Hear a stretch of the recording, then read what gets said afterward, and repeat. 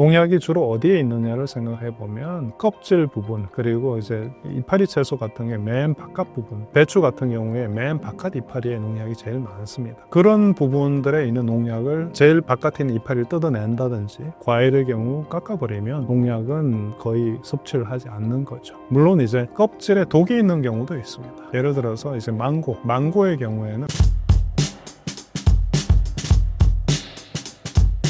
유기농 야채는 흐르는 물로만 씻어도 충분한가요?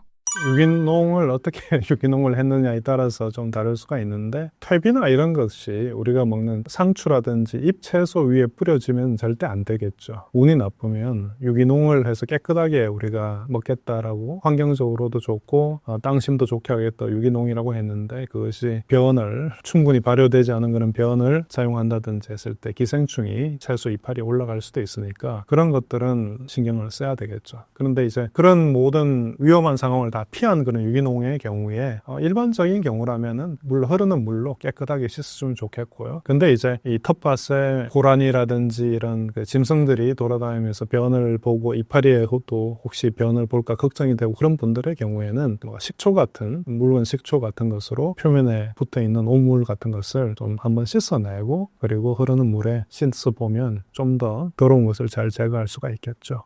인간이 먹어도 무해한 농약의 기준치가 있나요? 농약마다 독성은 다 다르기 때문에, 근데 기준치라는 것은 그냥 정해놓은 게 있긴 있습니다. 근데 먹어도 되는 기준치는 아니고, 어떤 사람들은 조금만 먹어도 몸이 많이 아플 수가 있거든요. 하지만 일반적으로는 큰 문제가 없는 그런 기준을 정해놓은 게 있긴 있습니다. 작물의 무게가 1kg이다 라고 했을 때 그 작물에 남아있는 잔류 농약이 0.01mg. 밀리그램도 굉장히 작잖아요, 그죠? 0.01이니 굉장히 적은 양입니다. 요 정도는 허용을 합니다. 근데 이제 어떤 농약의 경우에는 이 양보다 많아도, 예를 들어서 어떤 껍질 같은데 농약이 있다. 근데 보통 우리가 사과 같은 경우는 껍질을 먹는 경우도 많잖아요. 근데 어떤 과일들은 껍질을 전혀 섭취를 하지 않는 경우가 있을 겁니다. 그런 경우에는 이 허용 기준치가 약간 더 높을 수도 있겠죠.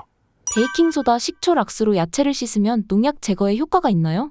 예전에 나온 논문을 말씀드리면, 제가 했던 논문 일은 아니고요. 다른 분이 이제 논문에 발표를 한 것인데, 어떤 일을 했냐면은 10%의 식초. 이건 어느 정도 식초냐면요. 마트에 가서 우리가 식초 사잖아요. 그게 한 8%, 9% 농도예요. 그러니까 그런 정도로 진한 식초를 써서 거기에다가 채소를 브로콜리라든지 이런 것들을 한 20분 정도 담궈 놓습니다. 그 다음에 이제 농약이 얼마 남아 있는지를 보는 거죠. 그리고 베이킹소다도 비슷한 농도, 또 심지어 또 락스도 굉장히 높은 농도, 이렇게 해서 농약이 얼마 남아 있는지를 이제 체크를 해봤더니, 이제 식초의 경우에는 한 70%, 80% 정도 농약이 제거가 되더라. 그리고 베이킹소다와 락스보다는 식초가 좀 더 좋더라. 이런 연구 결과는 있습니다. 그런데 거기서 이제 기억을 하실 것은, 그렇게 진한 식초를 썼음에도 불구하고 처음 있던 농약 대비 한 20-30%는 남아있다는 얘기예요. 그러니까 우리가 무슨 수를 쓰더라도 농약이 남아 있었다면 다 제거할 수는 없습니다. 그리고 이제 농약이 주로 어디에 있느냐를 생각해 보면 껍질 부분, 그리고 이제 이파리 채소 같은 게 맨 바깥 부분, 배추 같은 경우에 맨 바깥 이파리에 농약이 제일 많습니다. 그런 부분들에 있는 농약을 제일 바깥에 있는 이파리를 뜯어낸다든지 과일의 경우 깎아버리면 농약은 거의 섭취를 하지 않는 거죠. 물론 이제 과일 껍질에 있는 영양소를 아까워하시는 분들이 많으시니까 그 경우는 좀 아쉽습니다만은, 아주 소량이라도 농약을 먹느냐 그렇지 않느냐 그걸 선택을 하는 경우라면 그걸 따져보면 좋겠습니다. 그리고 이제 농약을 제거할 때 락스를 쓰는 게 아니에요. 락스를 이용해서 채소를 씻을 수는 있습니다. 묽은 락스를 아주 묽혀서 채소를 씻으면 채소 위에 있는 어떤 기생충이라든지 오염 물질을, 세균을 이제 죽일 수가 있죠.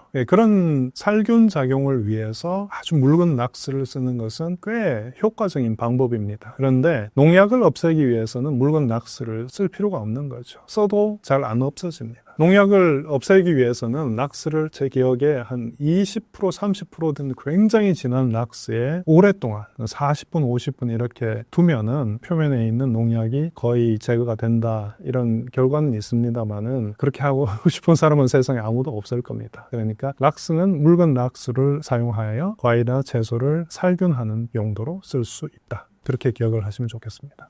요즘 시판되는 과일 세척제는 정말 효과가 있나요? 과일을 특히 이제 껍질 과일의 경우에 한 가지 제안해 볼 수 있는 것은 농약은 과일의 껍질의 가장 바깥쪽에 많이 몰려 있거든요. 농사를 아주 잘 지은 그런 경우에는 농약이 거의 없어요. 그런데 간혹 가다가 그래도 우리나라에서 검사를 해보면 약간 기준에 충족되지 못하는 경우도 그래서 적발되는 경우도 종종 있습니다. 이제 그런 과일들을 세척하기 위해서 우리가 뭘 해볼 수 있느냐? 농약 정말 싫으면 깎아버리면 되고요. 근데 이제 과일 껍질의 맨 바깥에 농약이 있을 테니까 소위 연마제로 좀 갉아내는 거는 가능하겠죠. 예를 들어서 좀 거친 수세미로 그 용도로만 써야 되겠죠, 수세미를. 그래서 가장 바깥을 갉아내는 것 또는 뭐 워싱소다라든지 베이킹소다 같은 알갱이 있죠. 그런 알갱이를 물을 약간만 넣어서 거칠게 만들어서 표면을 갉아내는 거죠. 그렇게 닦아내는 것은 조금은 효과가 있을 겁니다. 그런데 과일 세정제 같은 경우에 그럼 원리가 뭘까? 이제 많은 사람들이 고민 많이 하시죠. 과일 세정제 성분을 보면은 그 속에는 조개 껍질 같은 연마제가 좀 들어 있습니다. 지금 제가 말씀드린 표면을 깔아내는 이런 역할을 좀 할 수 있는 세정제가 일부 들어 있을 것 같다. 근데 많은 분들이 과일 세정제를 써서 과일을 닦았더니 부정물 같은 게 나오더라. 그래서 이게 정말 효과가 좋구나 이렇게 생각하시는 분들이 많을 수 있는데요. 과일의 색소 같은 것들 이런 것들은 염기성이 있으면은 색이 더 진해지는 경우가 많습니다. 이 화학 구조가 그렇습니다. 그래서 제가 무슨 말씀을 드리는지 테스트 해보고 싶으시면 이렇게 해보시면 됩니다. 집에서 쌀을 씻으면 뜨물 나오잖아요. 뽀얀 뜨물이 나올 텐데 여기에 워싱소다라든지 베이킹소다 이런 것을 가루를 좀 넣어보세요. 금방 이게 노랗게 초록색에 가까운 색으로 변해버립니다. 이게 무슨 얘기냐면 원래는 그런 노란 색깔이 없었지 않습니까? 근데 염기성 성분이 들어가니까 색이 나타났잖아요. 과일을 씻은 물이 염기성 용액이기 때문에 구정물이 더 잘 보이는 것뿐인 거죠. 그러니까 우리가 과일 세정제를 세척제를 가지고 쓰고 난 다음에 색이 좀 변했다 그랬을 때 물론 효과가 있는 세정제가 있을 수도 있겠지만 많은 경우에 과일에 있는 또는 채소에 있는 색소가 좀 더 진하게 보이는 거다. 그렇게 생각하시면 좋을 것 같습니다. 야채의 영양소는 남기되 농약은 깨끗이 씻어내는 방법은 무엇인가요? 야채 영양소를 남기면서 농약을 씻어내는 것은 그냥 농약을 같이 드시는 방법이 있겠죠. 이제 농담을 한 거고 실제로 농약이 많지 않은 경우는 그다지 간이 나쁘고 그러지 않은 분들은 소량의 농약은 들어와도 간이 다 해독을 할 수가 있을 겁니다. 근데 이제 간이 안 좋다든지 이런 분들은 굳이 껍질에 있는 그 비타민이라든지 폴리페놀 이런 것 때문에 너무 그렇게 스트레스 받지 마시고 다 깎아버리고 섭취하는 게 더 낫지 않을까 저는 그렇게 생각합니다. 야채는 어떻게 보관하는 것이 가장 좋나요? 야채를 보관하는 경우에 있어서 제일 중요한 것은 야채가 가지고 있는 수분이 증발되지 않도록 하는 것이 굉장히 좋겠고요. 그리고 채소와 과일을 좀 분리를 해두는 게 도움이 될 때가 많습니다. 예를 들어서 키위에는 잘 익은 키위에서는 에틸렌이라는 기체가 많이 나오는데요. 이러한 에틸렌이라는 기체는 식물들한테는 마치 호르몬 같은 겁니다. 성숙해라라고 얘기해주는 호르몬인 경우가 많아요. 거꾸로인 경우도 있지만은 많은 경우에는 이파리 채소가 누렇게 뜨거나 쓴맛이 나는 누런 반점이 생기고 쓴맛이 나도록 만들어버립니다. 키위하고 시금치하고 같이 넣고 이렇게 내버려 둔다. 그러면 조금 지나면은 이 시금치가 금방 누렇게 떠버립니다. 그러니까 과일하고 채소는 되도록이면 거리를 두고 띄우고 그리고 채소의 바깥 부분에 랩으로 둘러싼다든지 해서 수분이 잘 증발되지 않도록 하는 것이 오랫동안 보관하는 방법이 될 수 있습니다. 이런 구분법이 꼭 맞는 건 아니지만 살아있는 것들 마늘, 양파, 감자 이런 것들은 수분을 공급하고 또 햇볕을 공급하고 하면 싹이 틉니다. 그러니까 이 경우에는 햇볕과 수분을 공급하지 않는 게 좋겠죠. 그래서 그런 것들도 있고 토마토라든지 바나나라든지 이런 것들은 또 냉해를 잘 입을 수가 있습니다. 이런 작물들은 원래 자기들이 태어난 고향이 온난한 데서 왔거든요. 이런 채소들을 너무 차갑게 두면 냉해를 입어서 그래서 이제 빨리 상하는 경우가 있습니다. 얘들은 스트레스를 굉장히 많이 받게 되거든요. 이게 빨리 죽어버려야 되겠다 이렇게 생각할 수가 있습니다. 채소는 채소 칸에, 과일은 과일 칸에 이렇게 구분을 해서 두는 게 좋은 경우가 많고 야채는 랩으로 둘러싸서 수분이 증발되지 않도록 하고 그리고 냉해를 입는 것들은 너무 차지 않게 또는 상온 보관을 하고 햇볕이나 물이나 이런 것에 이제 노출되지 않도록 하는 이런 것들을 좀 지키면 좋겠습니다.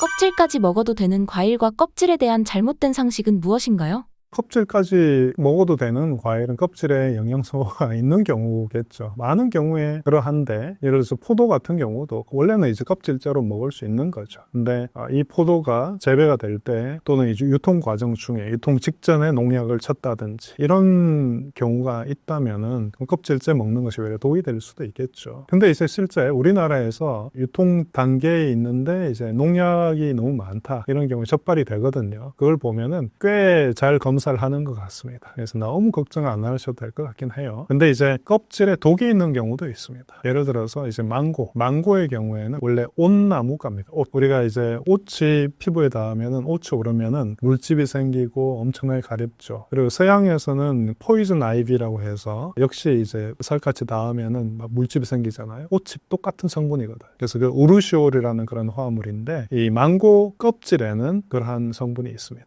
그래서 망고 씨앗에도 있고. 그래서 그 망고가 너무 비싸잖아요. 그러니까 속에 내용물을 먹고 너무 아깝다고 숟가락으로 이제 바깥까지 팍팍 긁어 먹는다든지 그런 건 좀 피하는 게 좋겠고, 또 망고 껍질로 뭐 팩을 한다든지 이런 건 절대로 하지 않는 것이 좋겠습니다.